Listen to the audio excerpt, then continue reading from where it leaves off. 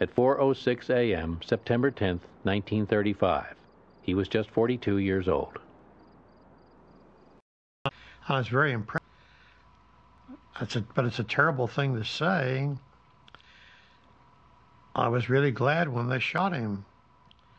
I don't believe in terrorism or assassination, but he could have become an American dictator. He hadn't died when I listened to the radio and heard it on Walter Winchell, and I ran down the steps to the office as fast as I could go to see where Hodding was, because it said it was a man in white. And thank God Hodding was there. And my mother telephoned from New Orleans and said, "Betty, where is Hodding?" I said, "Hodding's here. Hang up. I've got to find Mr. Carter, his father."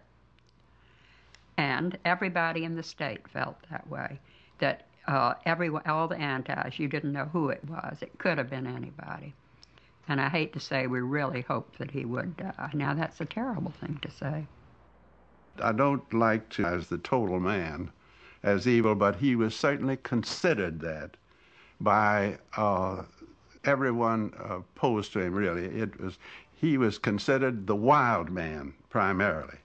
And that developed into a consideration of him as a distinctly evil force in the state of Louisiana, and a force to be feared, and by very, very many people, a force to be destroyed. Evil is a thing to define. We all have the worm in our apple. But I do feel that he got confused. Finally, he got to the point that he really thought that he was it, and that anything he wanted was right because he wanted it. And I think at that point he was confusing the good of the people with the good of Huey Long. Presenting His Excellency Pierce Long, the dictator of Louisiana, the enigma who is making many Americans regret that the United States ever purchased Louisiana. The atmosphere is so tense that I've always said that while there was no conspiracy and no specific plan to assassinate Huey Long, I think the thing had to happen, and something triggered the occasion.